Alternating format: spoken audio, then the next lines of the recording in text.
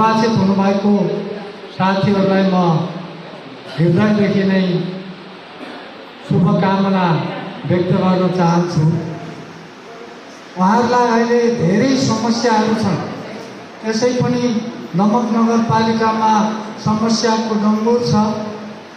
त्यसमध्ये पानी क्रमिक रूपले उहाँहरूले प्राथमिकताको आधारमा काम गर्दै लाने र जनताको विश्वास जित्दै लानुहुनेछ भन्ने कुरामा म पूर्ण आशावादी छु।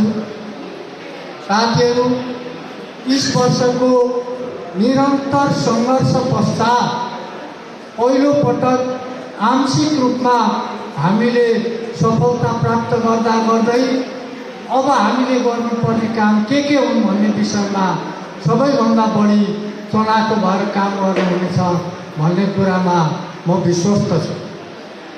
मलाई लाग्छ अब यो खादामाला र स्वागत सम्मानका कार्यक्रमहरू पनि बिस्तारै बिस्तारै बिसाउँदै लानुपर्ने समय आएको छ।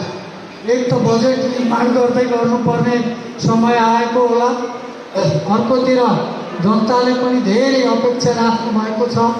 हामी सबैले अपेक्षा राखेको छौँ यहाँबाट, किनभने 30 वर्ष पछाडि आएको नयाँ परिवर्तन सँगसँगै अपेक्षा पनि त्यति नै बढी मात्रामा आएका छन् भन्ने कुरा बुझिदिनु हुन म हार्दिक अनुरोध गर्दछु।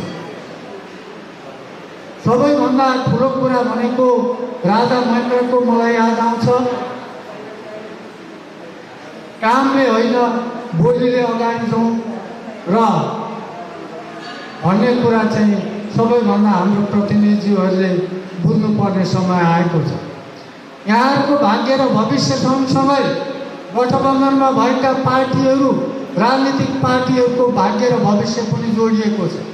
यहाँहरूका राम्रा कामहरूले गठबन्धनको उचाइ जति माथि जान्छ त्यति नै यहाँको असफलताले गठबन्धनका पार्टीहरूको पनि भाग्य भविष्य कमजोर हुँदै जाने कुरा म निवेदन गर्न चाहन्छु। यहाँलाई साथीहरू, म धेरै कुरा भन्न चाहन्न। मभन्दा धेरै बुझ्ने जान्ने मान्छे नै अहिले निर्वाचित भएको जस्तो मलाई लाग्छ र उहाँहरू विवेक पुर्याएर नै काम गर्नुहुन्छ भन्ने कुरा लाग्छ। र कार्यकर्ता पार्टी, विशेष गरी पार्टीका कार्यकर्ताहरूले धेरै आशा र अपेक्षा पनि राख्नुहुन्न, किनभने हामी आंशिक रूपमा मात्रै सफल भएका छौँ। आंशिक रूपमा पुगेका प्रतिनिधिहरूले हामीले चाहे जति सबै कुरा पुरा गर्न सक्नुहुन्न। उहाँहरूको कार्यदक्षताले भ्याएसम्मका सबै कुरा गर्नु नै हुनेछ, तर पनि हामीले धेरै अपेक्षा राखिदियौँ। हामीले पार्टीका कार्यकर्ताहरूले नै उहाँहरूलाई धेरै अल्झायो, धेरै कुराहरू हामीले चाहिँ हाम्रै कुराहरू मात्रै राखिरह्यौँ भने सर्वसाधारण आम जनताले उहाँले दिन चाहे जस्तो सुशासन पाउन सक्नुहुन्न। जनताले अपेक्षा राखे अनुसारका कुराहरू पुरा हुन सक्दैनन्। त्यसले गर्दा विशेष गरी म पार्टीका साथीहरूलाई चाहिँ सकेसम्म अहिलेको घडीमा हामीले अपेक्षा राख्नुभन्दा पनि हामीले चाहिँ विशेष रूपमा उहाँहरूलाई साथ सहयोग पुर्याएर के बादिमा उहाँहरूले अगाडि बढ्न सक्नुहुन्छ भन्ने कुरामा ध्यान दिनुहुन म हार्दिक निवेदन गर्न चाहन्छु।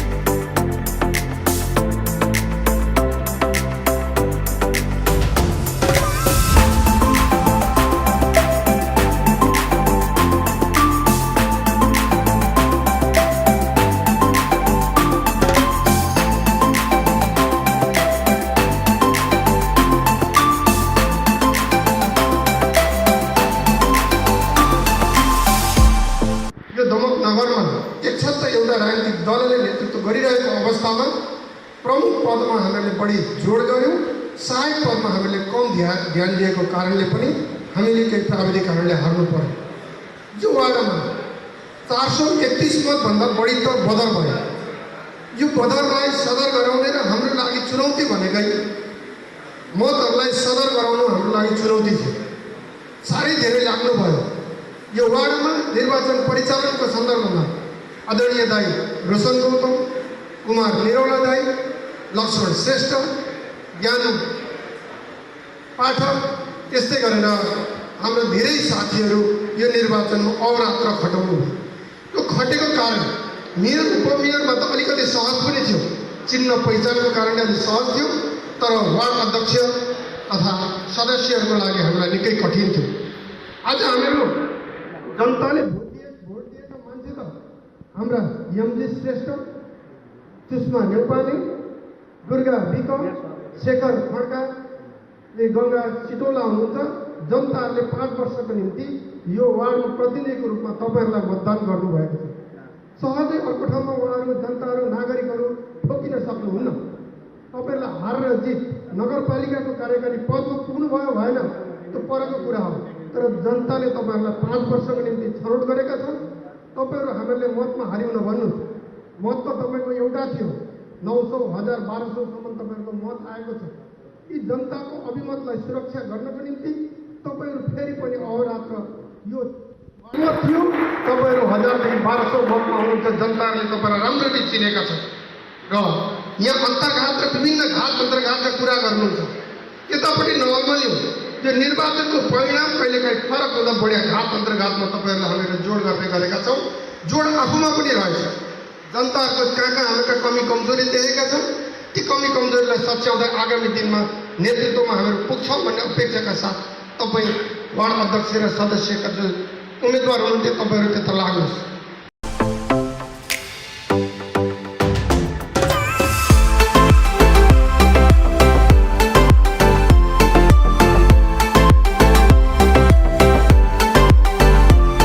दमक नगरपालिकामा सुशासन स्थापित गर्न यहाँहरू सक्षम हुनुहोस् र सफल हुनुहोस् भन्ने म शुभकामना टक्राउन चाहन्छु। र उभिसकेपछि एक दुईवटा कुरा गर्नै पर्दो रहेछ। म यहाँहरूसँग अनुमति पनि चाहन्छु। रामकुमार थापा यही दमकमा हुर्कनु भएको, यहाँको माटो हावापानीसँग परिचित, यही पढ्नुभएको र यहाँको जनसमुदायसँग सधैँ हातेमालो गरेर आउनुभएको र यहाँ दमकमा कुन किसिमको विकास गर्नुपर्छ भन्ने कुरा र यहाँका जनसमुदायको आवश्यकता के हो भन्ने कुरा उहाँ प्रत्यक्ष रूपमा उहाँलाई थाहा छ। असत ती कुराहरूलाई मनन गरेर आफ्ना कार्यकालभरि यस क्षेत्रको विकासको लागि अग्रसर हुनुहुन्छ भन्ने तपाईँ हामीले विश्वास गर्न सक्छौँ। र अर्को कुरो, मेरो व्यक्तिगत कुरा पनि गरौँ। मेरो त झन् क्लासमेट, हामी सँगै हुर्केका, सँगै पढेका। अर्को कुरो, यहाँ हामी 3 जना छौँ। मेरो अघि हेम जो उहाँले चाहिँ आफ्नो कुरा राखिसक्नुभयो, उहाँ पनि हामी क्लासमेट, हामी क्लासमेट 3 जना यहाँ उपस्थित छौँ। असर्थ यो व्यक्तिगत कुरालाई छाडेर फेरि अर्कोतर्फ लागौँ। रेगिना भट्टराई परसाई यहाँ विवाह गरेर आउनुभयो र एउटा कुशल र नेतृत्वको रूपमा दमकको परिचित हुनुहुन्छ।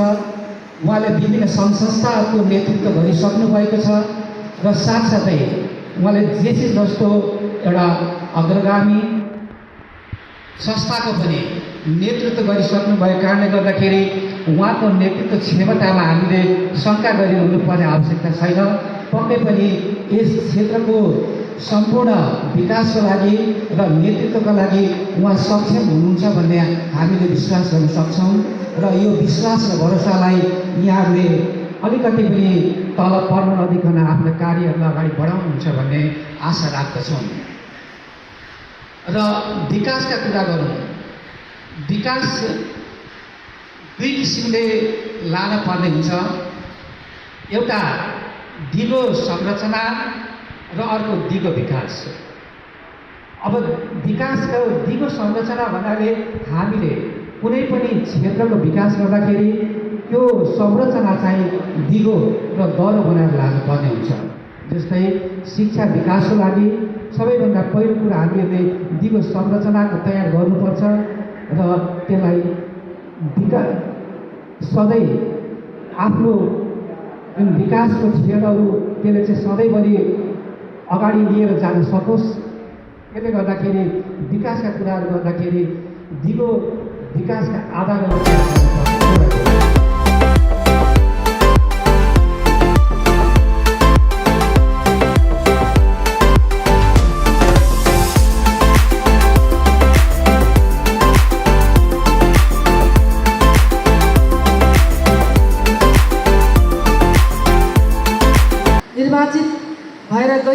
यो जित होइन, यसलाई जिम्मेवारीको रूपमा लिएका छौँ। दमकवासीको आवश्यकता हरेक मानव जीवन जिउने क्रममा पर्ने मानवका नैसर्गिक अधिकारहरू संरक्षण गर्नका लागि शिक्षाका क्षेत्रमा, स्वास्थ्यका क्षेत्रमा, सडक व्यवसाय अनेकन समस्याहरू बिर्सिएका छन्। हामीले त्यहाँ शपथ लिएकै दिन स्वास्थ्यका क्षेत्रमा केही न केही काम गर्नुपर्छ भनेर हामीले डायबिटिज र प्रेसर रोगका लागि फ्री गर्ने व्यवस्था गऱ्यौँ। हामीले ल्याब प्रत्येक वाडामा ल्याब व्यवस्थापन गर्ने बिस्तारै पहिला 3 नम्बर वाडालाई अलिक भूगोलको हिसाबले टाढा भएको ठाउँ 3 नम्बर र 10 नम्बरलाई म्यानेजमेन्ट गर्ने, त्यहाँका साथीहरूलाई त्यहाँका वासीहरूलाई स्वास्थ्यमा सहजता होस् भनेर हामीले शिक्षक साथीहरूको पनि र शिक्षासँग जोडिएका प्रहहरू दमकमा रहेका 21वटा सामुदायिक विद्यालयका जिम्मेवार व्यक्तिहरूलाई बोलाएर हामीले छलफल गऱ्यौँ। अहिले कति कुराको त हामीले आफै पनि जिम्मेवारी लिइसकेका छैनौँ, तर पनि यो समस्या हो, यो चुनौतीलाई अवसरमा परिणत गर्नुपर्छ भनेर नगरपालिकामा पछिल्लो समयमा रहेका बजेटहरूलाई फ्रिज गर्न दिनु हुँदैन, कुनै पनि बजेट फ्रिज गर्नु हुँदैन। यहाँ अनेकन कारुणिक समस्याहरू हामीले देखेका छौँ। यो समाजमा घुम्दा यो दमकको परिवेश, दमकको भूगोल दूरदराज अझै पनि ग्रामीण भेग धेरै देखिन्छ। दमक नगरपालिका भए पनि यो सब कुरालाई सम्बोधन गर्नुपर्छ भन्ने हिसाबले हामीले अघि दिलीप सरले भनेकै कुराहरू सम्बोधन हुने हिसाबले हिजो कार्यपालिकाले अब तुरुन्त सामुदायिक विद्यालयहरू समुदायमा नै हस्तान्तरण गर्ने भन्ने उद्देश्य राखेर अभिभावकबाट नै त्यहाँको अभिभावकहरूलाई नै त्यो समुदायका व्यक्तित्वहरूलाई नै र त्यहाँ जोडिएका शिक्षकहरूलाई नै त्यो संस्था नगरपालिकासँग कोअर्डिनेसन गरेर त्यहाँका प्रतिनिधि साथीहरूलाई पनि समेटेर निर्णय गर्ने भन्ने एउटा परिपत्र आएको छ। त्यसलाई एउटा ऐन दमक नगरपालिकाले बनाएको स्वायत्त नगर ऐन र सङ्घको ऐनलाई त्यसलाई कम्बाइन गरेर त्यसै आधारमा बनाउने हामीले हिजो कार्यपालिकाले धेरै कुराहरू निर्णय गरेका छौँ। अहिले धेरै सडकमा खाडलहरू देखिएका छन्। अहिले तटबन्धनको ठुल्ठुला समस्याहरू देखिएका छन्। माथि दमकको 2 नम्बर, दमकको 10 नम्बर, माथि 3 नम्बर तटबन्धनले एडिबी अन्तर्गत लिएका ठुल्ठुला परियोजना अन्तर्गत लिएका कामहरू हुन सकेका छैनन्। अहिले ठेकदारहरूलाई फलोअप गर्ने कति ठेकदारहरूले त हामीले गर्न सक्दैनौँ भन्नुभयो, अब उहाँहरूले गर्न सक्दिन, हाम्रो अवधि बाँकी छ, हामीले 3 वर्षको हाम्रो यो कार्यक्रम हो, हामी अब 2 वर्षमा हामी सक्छौँ भनिसकेपछि एउटा नगरपालिकाको प्रतिनिधि भएको हिसाबले यो पनि हाम्रो जिम्मेवारी हो। कुनै पनि नागरिकलाई अप्ठ्यारो पर्नु हुँदैन, कसैले पनि क्षति बेहोर्नु हुँदैन, भोलि मानवीय क्षति हुने सम्भावना हुन्छ भन्ने हिसाबले त्यो कुरामा पनि हामी त्यत्तिकै जिम्मेवार बनेर लागिरहेका छौँ। अब हामीले जानुभन्दा अगाडि पनि पटक अहिले मेयर साहबले पनि भन्नुहुन्छ यो जग्गा अव्यवस्थित बसोबासका कुरा भूमि आयोग हामीले स्थापना गरिसकेका छौँ। यहाँका प्राविधिक साथीहरूलाई तालिम दिएर अफिस स्थापना गरेर निरन्तर लागिरहनु भएको छ। यो दमकको बजारलाई रात्रिकालीन बजार कसरी व्यवस्थापन गर्ने, दमकका हरेक बजारमा हरेक कुनामा कसरी सडक बत्ती व्यवस्थापन गर्ने, कसरी स्ट्रिट लाइट कसरी त्यहाँ तपाईँहरूलाई सुशासन दिने, तपाईँहरूलाई कसरी सुरक्षा दिने भन्ने कुरामा हामी उत्तिकै जिम्मेवार भएर लागिरहेका छौँ।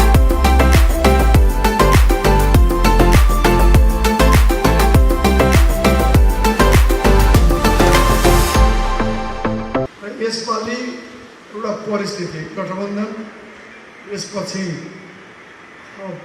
हाम्रो सहानुभूति सबै कुराको सम्मिश्रणले निश्चित रूपमा विजय हासिल गरियो र हामी पराजय भएका साथीहरूलाई म आफूलाई हेरेर मलाई हेरेर चित्त बुझाउन पनि बुझाइदिन मेरो अनुरोध छ। किनभने जीवनमा एउटा जित र हारले कुनै असर पर्दैन। मलाई यति नै मात्रै परिणाममा चित्त बुझाउनु पर्छ जस्तो लागेको थिएन। एउटा ठुलो टिम, ठुलो समूहको प्रतिनिधित्व गरेर दमकमा धेरै कुराहरू गर्न सकिन्छ जस्तो लागेको थियो। तैपनि दमकको शिक्षा क्षेत्र, स्वास्थ्य, कर यस्ता यावत कुराहरूसँग हामी परिचित छौँ। सुकुम्बासीहरूको समस्या जिउको तिउ छ र हामीले सुकुम्बासीहरूको समस्याको विषयमा आयोग आएर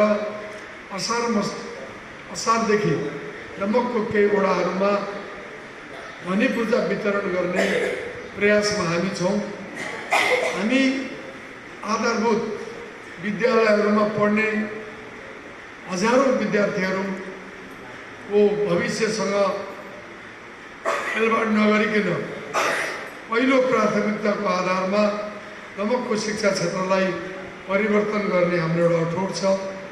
गरिबीको रेखामुनि रहेका मजदुर किसानहरूलाई बाँच्न पाउने अधिकारको लागि श्रम र उनीहरूलाई केही न केही राशन कार्डको व्यवस्था गरेर भए पनि हामी एउटा परिस्थिति निर्माण गर्ने र स्वास्थ्यसँग विमुख हुने वर्षमा बिमा पनि गराउन सक्ने नगरवासीहरूको पहिचान गरेर कुनै न कुनै कार्यक्रमहरू हामी अगाडि बढाउने परिस्थितिमा लागेका छौँ। मलाई लाग्छ साथीहरू आज यस पुण्य भूमिमा उभिएर हामी पुगिराख्दा तपाईँहरू जो यहाँ हुनुहुन्छ यहाँहरूले हामीलाई आफ्नो कर्तव्य सम्झेर सहयोग गर्नुहुनेछ।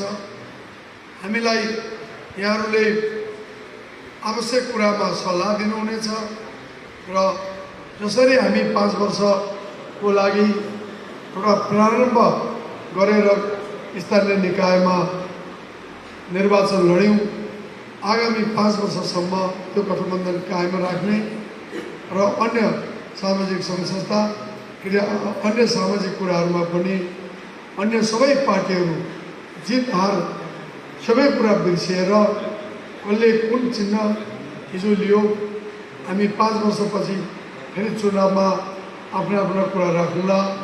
हार जितको विषय नलिएर हामी सबैसँग हातेमालो गरेर अघि बढौँ भन्ने अनुरोध गर्दै त्यसमा तपाईँहरूको कुनै भूमिकामा कमी हुने छैन।